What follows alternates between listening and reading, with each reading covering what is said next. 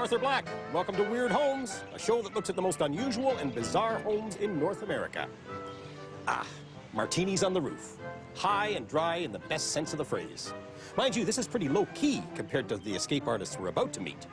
First, we'll hook up with Jackass Jill. Her home is an entire mountain. Why? Because she loves rocks. Now, Mark and Kathy, they love trees. They don't so much go out on a limb, they sleep on it. And it's hard to describe Sidecar Willie's digs. Think space-age science crossed with old-time vaudeville. Weird homes? You better believe it. Let's take a look. Some folks go to great lengths to get away from it all. Laura Levesque went all the way to an abandoned silver mine in the mountains of New Mexico. While Kate and Mark Tague decided that their escape route was straight up. As for Sidecar Willie Nassau, even a treehouse isn't high enough. Is that a flying saucer, Willie? These homes are not your typical bungalow next door.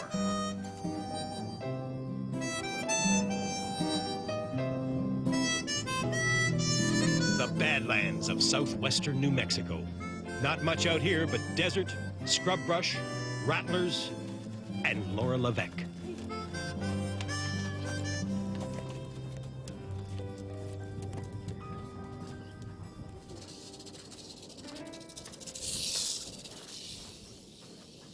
Laura doesn't mind being out here by herself. And as for the rattlesnakes, hey, Laura's so hospitable, she'll invite them in for dinner.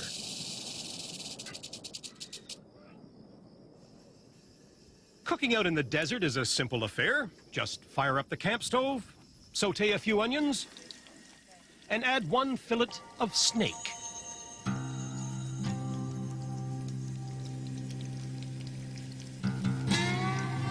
And anyway, Laura's not really all alone. She's got her dog, Soapy, and 2 mules, Shaggy and Willie. There's Willie now, although he looks kind of shaggy. Laura, why don't you give us a tour? Hi, welcome to my shack. This is where I live and work, and all the things here are things I've collected in my travels and underground. You can see my skull collection. Some of those skulls are actually quite old because out in the desert, things last a long time. It's not a soft life. No plumbing, no electricity, no phone, no TV. Laura has to drive 50 miles just to get groceries. But ask her why she lives here and she'll tell you. Looking outside and seeing rocks and mountains and bighorn sheep and an occasional mountain lion. And it scares the wits out of you, almost wet your pants. So that's the fun part. I like being scared out of my wits. You sure know you're alive when you're scared out of your wits. It's a far cry from the life Laura used to live on a rain-soaked island off the coast of Washington State. 6 years ago, she left a job as a real estate agent and moved from the wet to the dry. She bought 64 acres of rocky desert right next to the old Granite Gap mine at Mile 20, New Mexico. Laura loves rocks. If you told her she had rocks in her head, she probably wouldn't argue. And rock collecting is a mental illness. Once you start, it's like family, home, anything that should matter becomes sort of secondary. And unfortunately, I don't know that they have a Rock Hounds Anonymous yet, but they really should. It is a real problem because every time you see a rock, you have to pick it up. Then pretty soon you buy a mine and you live in the middle of nowhere with no water and no power, and you have your rocks for companionship. But it's really funny. I like it.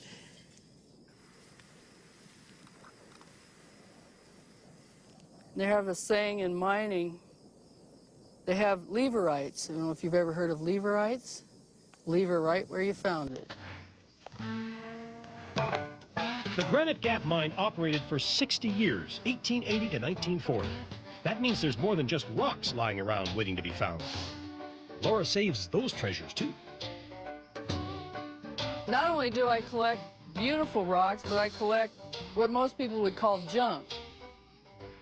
This is also an addiction that actually goes along with hand in hand with the rock collecting, because you're in an area generally where there's a mine and gorgeous rocks. You find these type of items. Laura's nickname is Jackass Jill, and just about every day this Jill goes up the hill. Not to fetch a pail of water, there isn't any up there, but to visit the mine and fetch a few more boxes of her first love, rocks.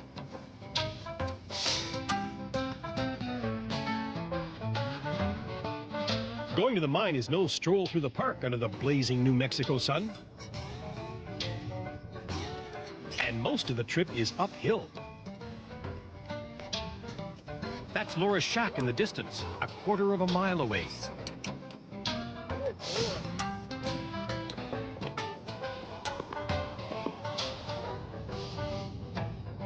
The hills up here are honeycombed with old mine shafts and tunnels.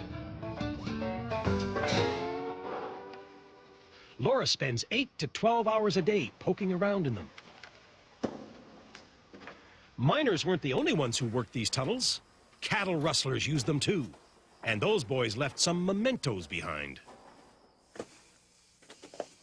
Well, here's our hanging beef from the cattle thieves. When I first came in this tunnel about 6 years ago, I didn't know anything about this, and I saw this hanging, this rib cage, and I just about had a heart attack. Thank God when I saw the little cow tail, I knew what it was. Hard like wood. It's been here a long time. Laura used to live where it was green all year round, but she prefers the desert, with flowers that never need watering. And that's why I moved here, because rocks are just there, and they're bright, and you can pick them up, and it's just a blast. What can I say? Yeah, Jackass Jill has got it made, with her donkeys, her dog, and a backyard full of rocks. Not to mention a tasty rack of rattler whenever she's feeling peckish.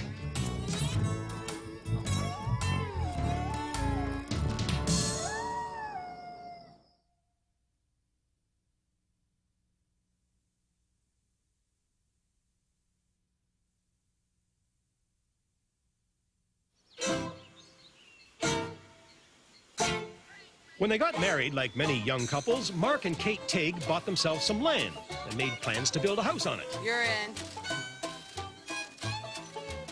How's that? Small problem. The 5 acres Mark and Kate bought sit in swampland outside Geneva, Florida.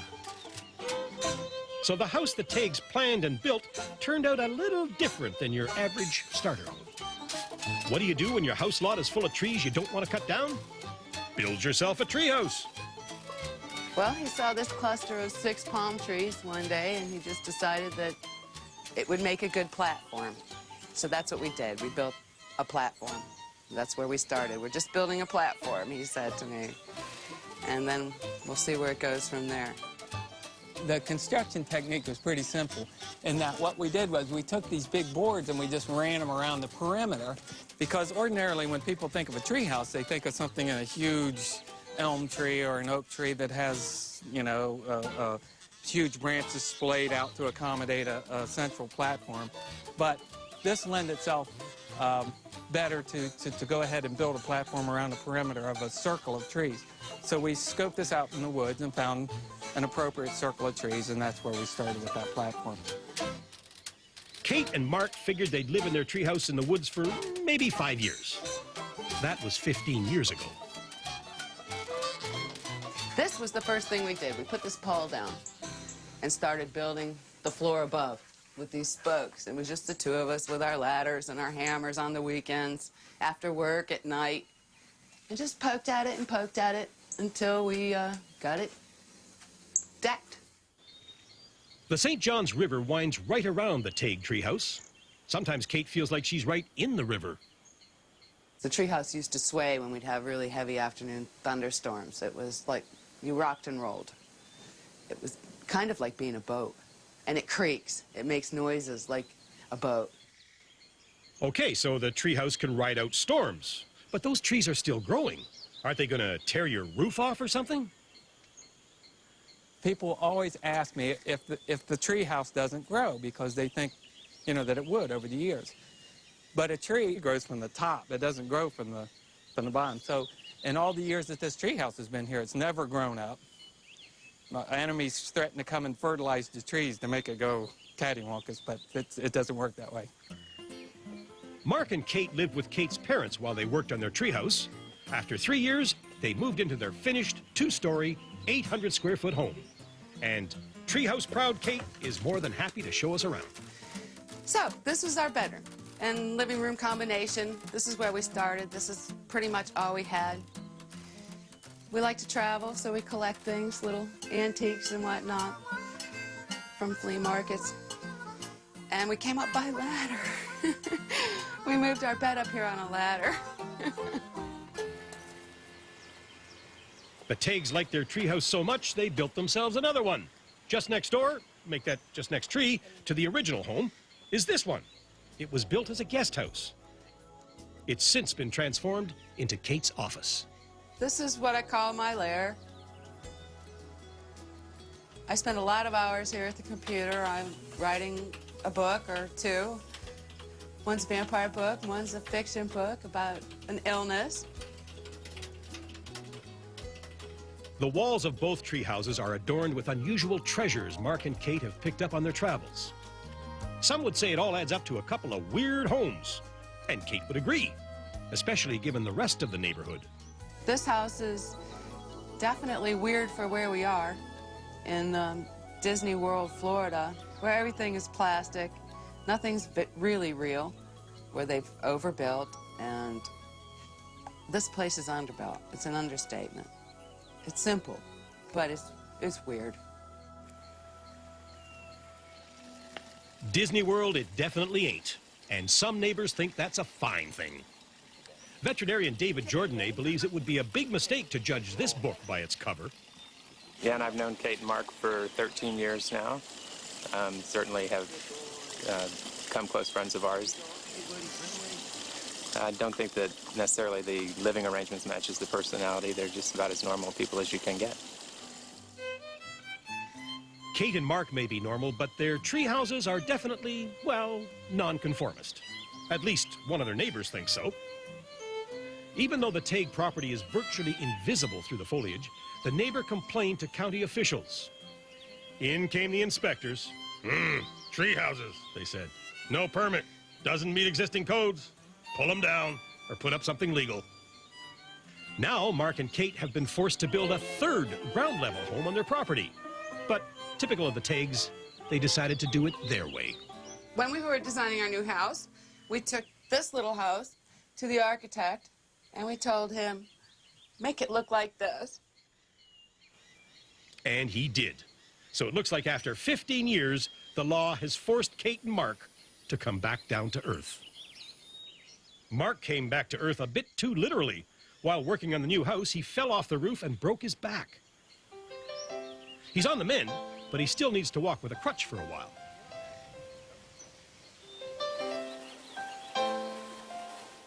Now, Mark and Kate can sleep in their new down-to-earth home, or they can climb the stairs to their old treehouse. Not hard to figure out how Kate votes on that. When we're away from here, it feels odd not to be up in the trees. When I wake up in here, it just feels so good to wake up inside this little, it's like a cocoon almost. I'm not sure how I'm going to adapt to the new house. Probably come back here and sleep sometimes. A brand new home, a funky old treehouse, and a natural swimming hole at both front doors. Walt Disney, eat your heart out.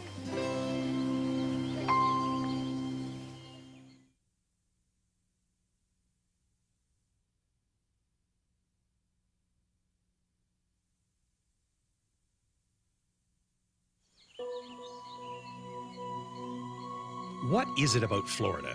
An hour's drive from the Taig tree houses brings you to this house, pavilion, UFO? Call it what you want. Sidecar Willie calls it home.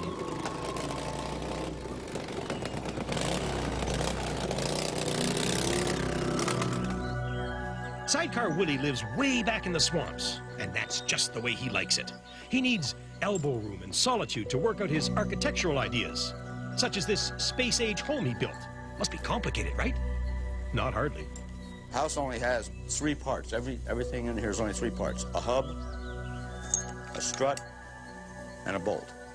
And with that, you have 12 degrees of freedom in this house, of design freedom, 12 directions that I can build in. In a conventional house, you only have 6. And by how you put the geometry together, you can build pyramids, you can build space frame structures for buildings, you can build geodesics, you could literally build from the Earth to the moon and touch the moon, and the entire structure would rotate with the Earth. Well, Willie hasn't built to the moon yet, but don't count him out. He's been reaching for the stars since he was a little kid. His parents performed in vaudeville. His dad was a comedian, his mother a dancer. And Willie, well, he traveled the vaudeville circuit with his folks. Traveled and marveled. I saw a man take and drink a quart of water on stage. Then he drank a quart of kerosene. Then he held a torch out, puked up the kerosene, lit the torch on fire, puked up the water, put it out. Thank you, 3 shows a day. Akbar the Magnificent. So when you see stuff like that, you know, you're just so sparked. I mean, it's creativity. And Willie's sparks ignite out here in the Florida swamps. He says his house is built on the principle of strength without weight. Well, looks pretty light, but how strong is it? It's been through several hurricanes. It don't move. Tornadoes, everything out here. These buildings don't move. The neighbors' houses all get blown away, but mine do fine. But Willie doesn't credit modern technology. He says Mother Nature figured this stuff out ages ago. I remember walking along one time after a hurricane went through here, and trees were ripped out of the ground, and tornadoes had pulled things down. In the middle of all that was a spider web. And I'm thinking, my God, how could a little spider web survive all that? So I sat down and studied it all, and came up with a lot of these ideas that we see here. Willie's built a 600-square-foot domed house and suspended it 12 feet in the air. And it's all supported by 3/4-inch conduit pipes bolted together. Not exactly a spider web, but close enough. Okay, well, this is basically my workshop, where I hang out, where I do all my thinking. And Willie thinks big. He's fired off a couple of design plans for future space stations to NASA. And while he's waiting for the space boffins to catch up, he's working on a couple or 3 earthbound theories. Willie is particularly fascinated by pyramids. I believe I can create energy off of that pyramid shape. Now, they say there's a pyramid energy, and I know that exists. If I could take a pyramid and make it run a watch, that would be quite a feat. And I believe that through the use of crystals, that can be done. These big systems here, this is what the house is sitting on. But yet this system here is exactly the same thing done in wire. When you get to this point of stability, you can literally build floating cities that would levitate in the air because the construction is so lightweight. Although Willie's home has yet to achieve liftoff, his landlords are impressed. So much so that they commissioned Willie to build a home like his for them. Only bigger. Much, much bigger. The landlord's house has 3 floors, it's 40 feet in diameter, and sits on a platform 50 feet off the ground. Like Willie's home, this one gets all its power from Mother Nature. And what does landlady Stephanie Letke think about the house that Willie built? I really like the house and all that. It's a lot of space, and it's really different. It's 12 feet in the air. What more can I say? And if a hurricane comes, you slice the bottom off and you just float along. Willie got his nickname by racing motorcycles with sidecars attached. But Willie says he owes his success to his wisecracking, high-stepping parents. There's a lot of stories about Sidecar Willie and who he is and what he is, but the truth is that I'm a product of those vaudevillian people. I love the show. I love everything about entertaining. And Willie is still figuring out new forms of motorcycle entertainment. He's even invented a brand new sport, racing unimotorcycles. Willie, what the heck is that? Unimotorcycle racing is a sport in which someone must design a device which is capable of traveling 100 feet on one wheel. Okay? And then to be the champion, you must do that quicker than anyone else. Currently, I do that in 2.8 seconds. 2.8 seconds to go 100 feet on what looks like a souped-up rototiller? When we come back, we'll find out how Willie became the world champion.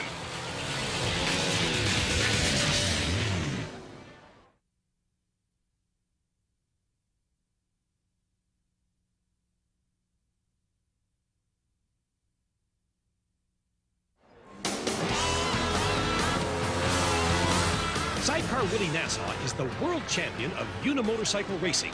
Yes, I said world champion. Believe it or not, other countries have taken up one-wheel racing.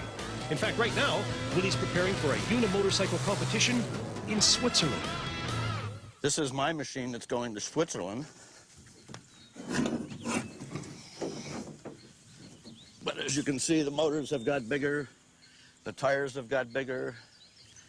We're talking about 120 horsepower here, one wheel, no steering, no brakes. The idea in the race is not just to go 100 foot, but to survive the attempt. Because a lot of times people don't make it.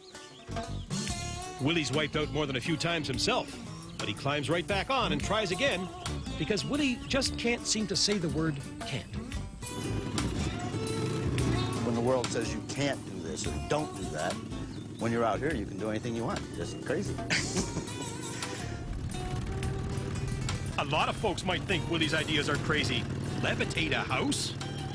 Well, who knows? He's already learned how to levitate a sidecar. Kate and Mark Tague don't have to levitate. They're already way up in the trees. And Laura Levesque, a.k.a. Jackass Jill, she gets high the way she always has, looking for rocks with her close personal friends.